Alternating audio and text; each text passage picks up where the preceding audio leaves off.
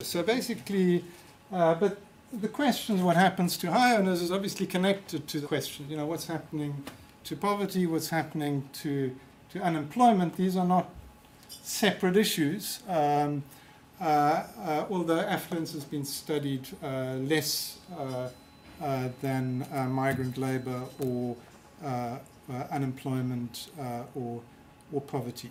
So basically what I'm going to talk a little bit about is some of the work that I've done recently on looking at high incomes. It's actually quite a difficult thing to research. I'm going to talk a little bit about what my best bet is as to what happens to high earnings since 1994, how that is connected to inequality more generally, how sure we are of these trends, and a little bit as to how we might explain them. So this is a picture of what the wage trends have been since '93, which was when the PSLSD was started, and 2014, where this particular series ends. And what I'm plotting out, I promised Fazila I was going to try and be a good boy and not make this thing too technical, so I'm going to try and explain what I'm doing. So I'm looking first at the 90th percentile, so that is 90% always of the incomes are below this line, and then 10% are above. And 94 is a bit of a problematic point here, but effectively we can see that that's kind of pretty much a 50% increase in real earnings. So we're taking out inflation here.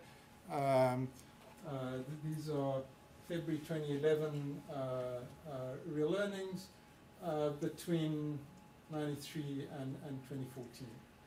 The median is, of course, where 50% is above, 50% below. So this is kind of really one measure of where the average earnings are. And the staggering thing is that that's pretty flat. That hasn't actually changed in real terms since 93. So effectively, at the first cut, the affluent have done well over time. The bulk of them have really seen pretty much no increases in earnings. What I haven't put in here is what happens right at the bottom. That actually does come up. So effectively, there has been some alleviation of kind of really low earnings over time. So that's what's happening.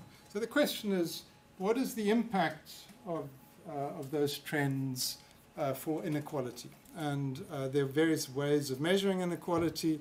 I'm going to do so through the Gini coefficient, which is the most popular measure of inequality in the policy space. Not entirely clear why it's so popular, but it's one of these things that everybody cites the Gini, everybody feels they know what the Gini is, and people get scared when you move to any other measure of inequality. So just to remind you, it's a summary measure of inequality that goes from 0 when you have perfect equality to 1 when one person earns everything and nobody else has anything. And one of the things that one can do is look at what's happened to wage inequality, earnings inequality. And this is basically a picture which hasn't yet come out as a SALDRU working paper. It will do so fairly soon. And we see that basically earnings inequality at the beginning was somewhere around 0.58. It's kind of like stuck at that sort of level, and then there's some really odd things at the end. I've put a sort of confidence band around there, so that's where the true figure should be.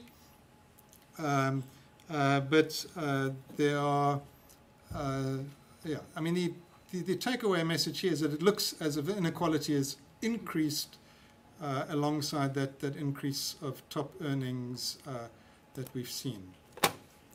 So one of the things that one can do with the Gini is one can take the overall Gini here. This is the Gini to earnings, and you can basically split it up into 3 parts. So what I'm going to do is I'm going to look at what part of the overall Gini in earnings happens within the bottom 90%. So there's obviously a distribution there. There are richer and poorer people, so there's some inequality at the bottom. So what part of it is due to inequality within the bottom? This is going to be the interesting one. What is due to the actual contrast between that 90th, the top decile, and the rest? So basically, what part of inequality is due to that? And then there's some inequality that happens inside the top. And this is the picture. So the overall Gini, so the scale has changed a bit from the earlier graph I gave you on the Gini. This goes now right down to 0. The other one basically just focused on this, so it looked like more dramatic change. This is the same line, so again, that kind of like bump in the most recent past. But what we have here, so this is the contribution that comes from inequality within the bottom 90%. So effectively, 0.2 roughly, that's pretty constant over time, of that overall Gini of around about 0.6 is actually inequality within the bottom 90%. But this huge chunk, so basically that goes from 20% right up to over 50%. This is the Gini that's really due to the difference between the bottom 90% and the top 10%. And then there's a little bit of an additional bump that you get from the top. The reason why that's so small is although there's quite a lot of inequality even within the top, they're a small portion of the overall labour market, so they don't increase inequality that much. So the take-home message here is twofold. So basically the rich, the top 10%, matter a heck of a lot for the overall inequality that we see in South Africa. But the other thing is that there's clearly all the odd bumps, particularly the odd bumps at the kind of at these points, really all come from kind of stuff that's happening in the top, kind of like. So basically measurement of what happens to earnings in the top is actually going to be quite critical if we're wanting to get a sensible measure of what's happened both to inequality as a whole, never mind what happens to the rich. So basically the big problems that we run into when we're trying to measure the earnings of the rich is that, so all of these pictures were taken off nationally representative surveys. So we've now got like many years worth of surveys going back to 93. But the rich are kind of underrepresented in those surveys. So firstly, because the rich are a relatively small portion of the population, the chances that they get sampled to start off with is pretty small.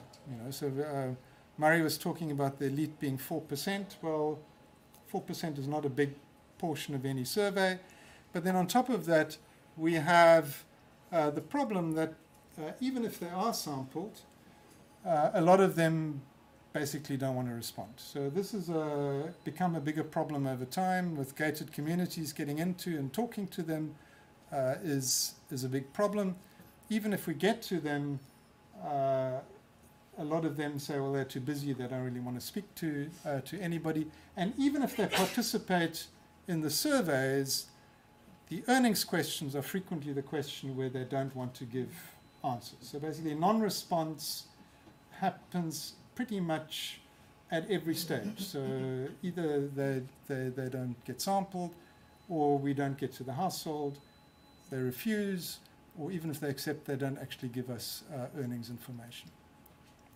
We also have a problem that there are some bogus rich people, so there are always jokers who basically think that it's funny to say, you know, I earn $1 million, ha ha ha, and people say, are you sure? And they say, yes, of course, and you copy that down because we don't want to tell people they're lying when they're doing surveys. And sometimes they're just accidents that happen, but those contaminate the data too. So when we're thinking now what's happening to the rich. There are kind of, and we want to benchmark that against the survey data. There's sort of two broad responses that one can adopt and that I've done in different bits of research. So the one is to compare the survey earnings data that we get to some external benchmark, and in this case I'm going to compare it to tax data. And then the second approach is that we model the earnings. So basically we pretty much say, well, we think that this is the overall shape that the high earnings should take, and we try and effectively pad out that top according to that model. So when we compare survey and tax data, it turns out that's not quite so easy because they obviously measure slightly different things. In the surveys, they ask separate kinds of questions to wage earners and to self-employed. In the tax data, they don't cut it that way. So in the tax data, you get much more comprehensive earnings overall.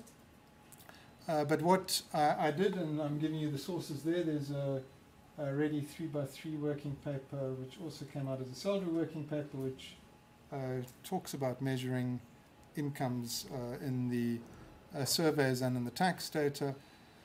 And what I basically did there was I took these two different sources and I lined up what would be the underlying population from richest to poorest, and I just compared at the same rank in the distribution what does the tax data suggest and what does the survey data suggest. What I should have added, which is not on this the slide, is that the data was actually made available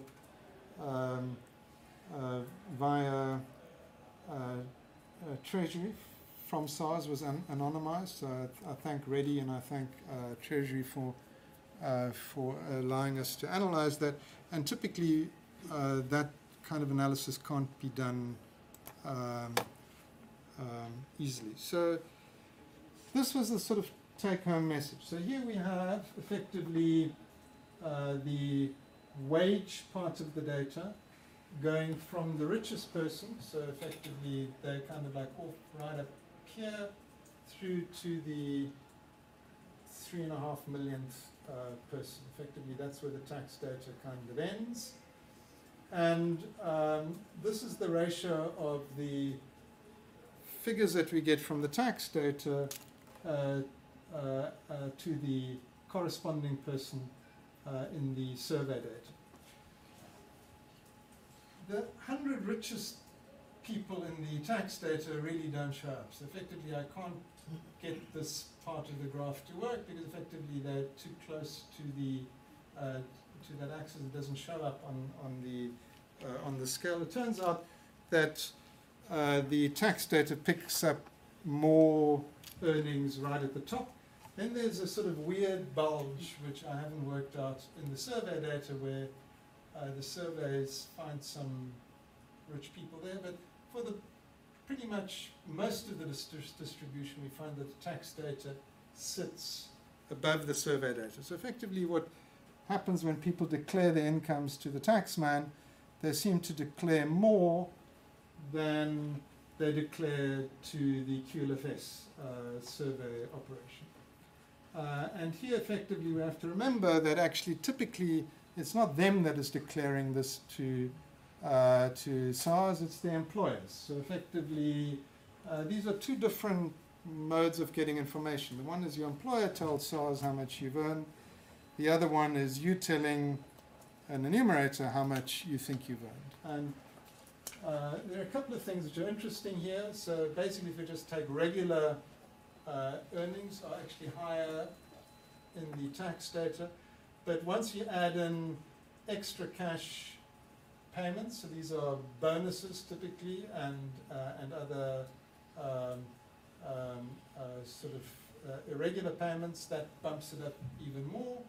And when you add benefits on top of that, medical aid, pension, whatever, it goes up even more. So it seems that people kind of underreport their earnings in the surveys. So that makes sense. People typically don't remember every bonus payment that they've had or the value of the benefits.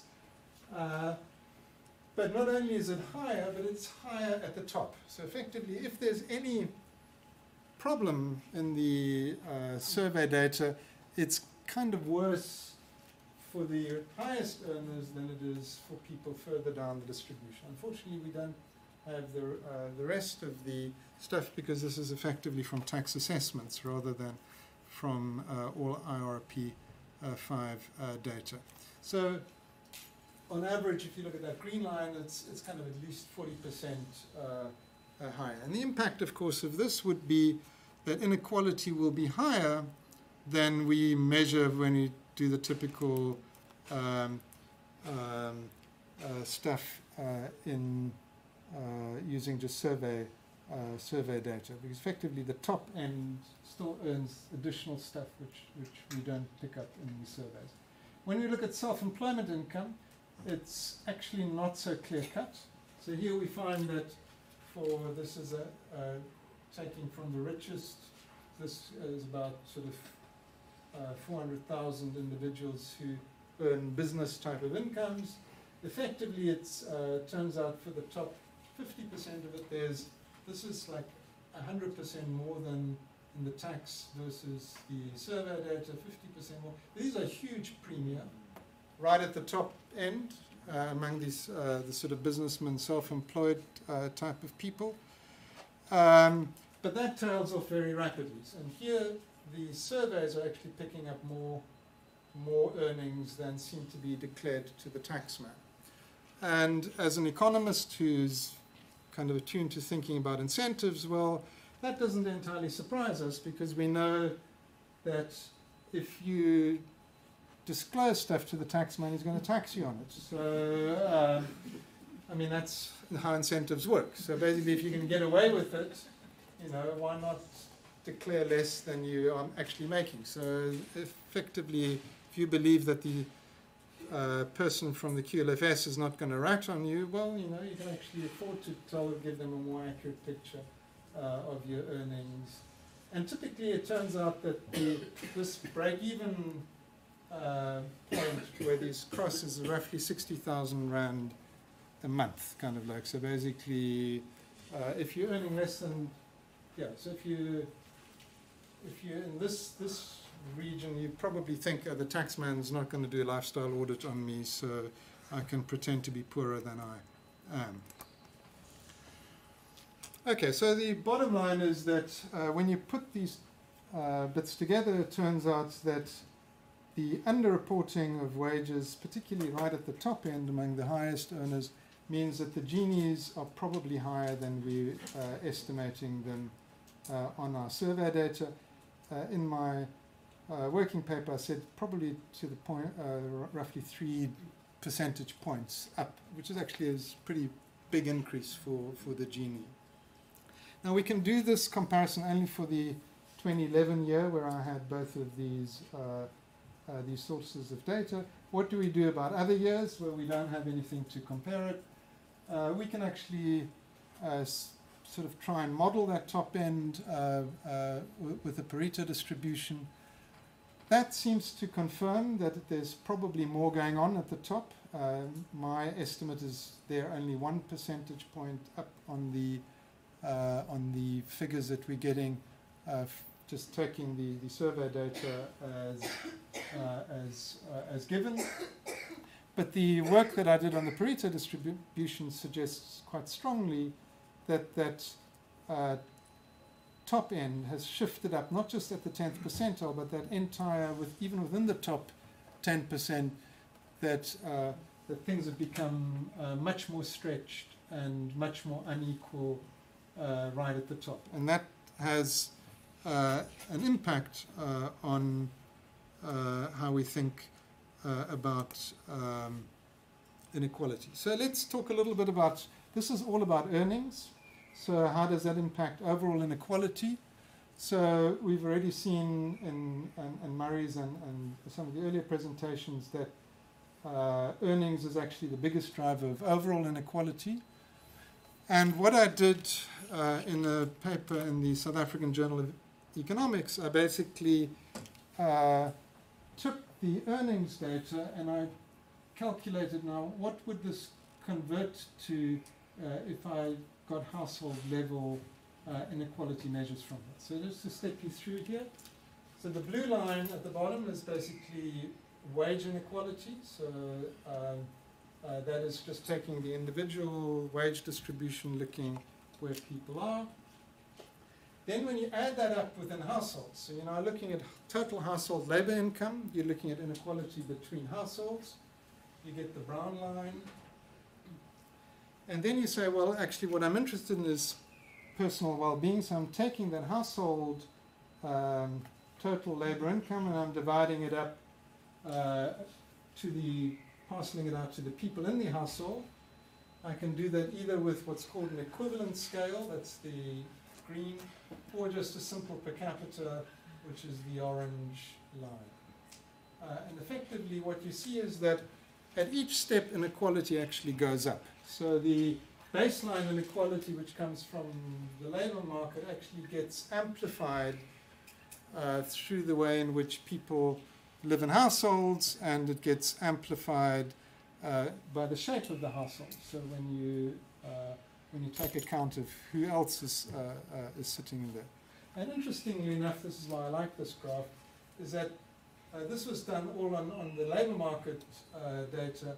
The orange circles came off a study by Murray and various co-authors where they were using the IES type of data, income and expenditure survey data. They kind of pretty much sit on top of the kind of pattern that I got here.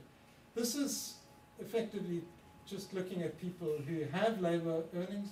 When you include the people who've got no labor earnings, so effectively there's now a gap between households that have and that don't have, those Gini's shoot up much higher.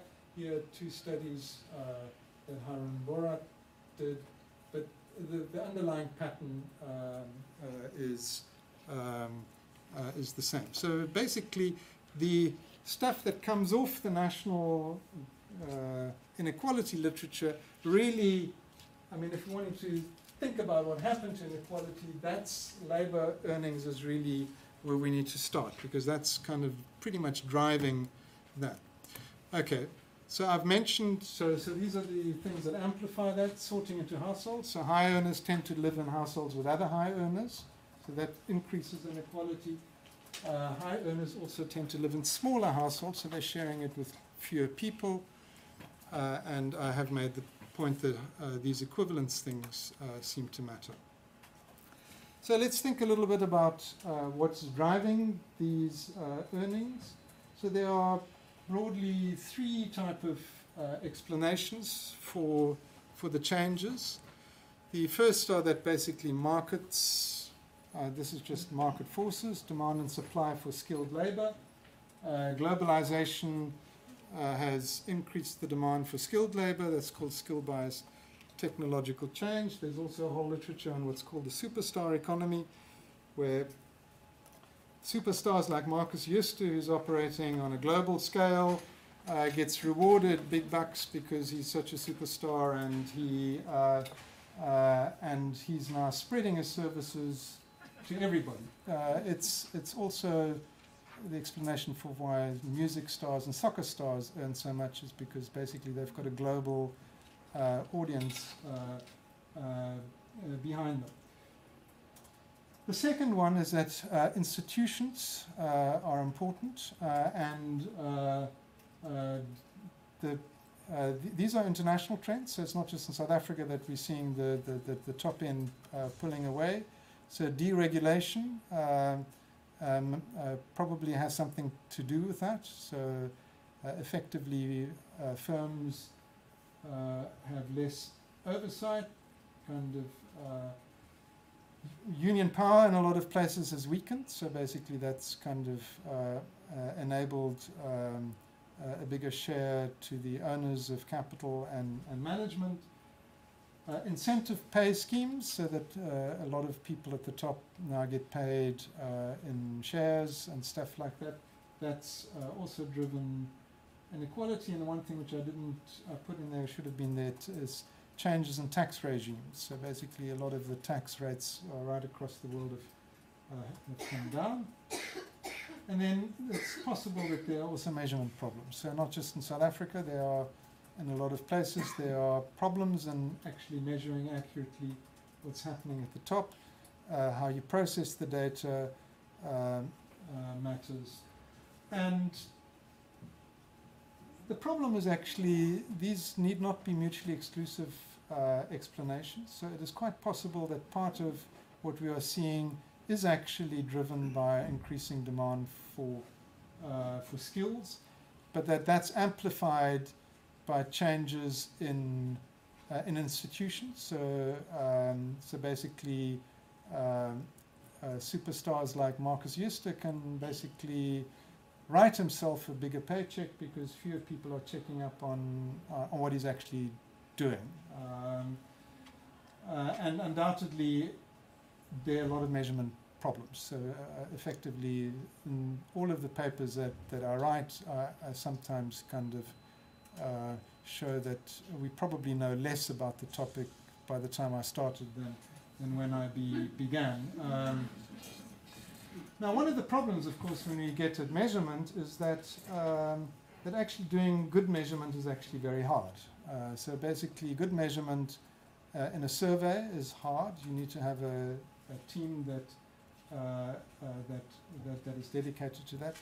But the fundamental problem is also that whenever you do a measurement, the people that you're trying to measure actually have an incentive in the outcome. So basically, when you ask people their earnings, they are making a calculation: how much do I feel safe to reveal right here? Do I want to make myself look richer or poorer than, what does this do for the interaction? Do I trust this person with my data? And the same thing, of course, happens not just to SALDRU when it goes and does its survey, it happens to SARS. I mean, basically, people ask the same question. SARS is trying to measure my income. Do I want SARS to know my income? Do I trust SARS to treat me fairly if I divulge it or use the money efficiently? So if you don't have functioning institutions, then working out what's happening, particularly to the rich, is going to be much harder than it is when when you do. And that kind of, I guess, brings me back to Francis. I mean, one of the things that I think is important when we're dealing with this thing is that the idea that you need to build institutions for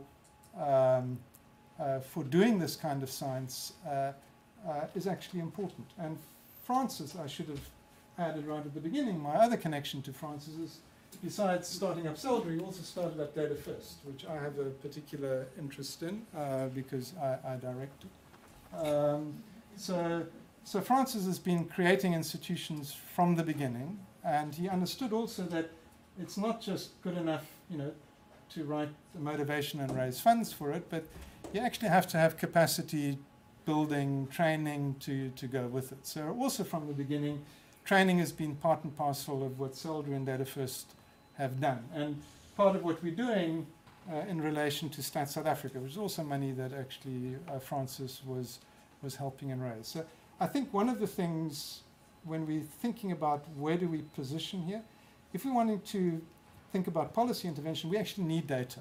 And we need functioning institution to get the data in order to help us make those interventions. And I think that in some ways I want to thank Francis for the stuff that he's done, and I know that that will go on forward even without Francis. I mean, he'll sit here in the background, but it's kind of like, I'm not retiring you right yet.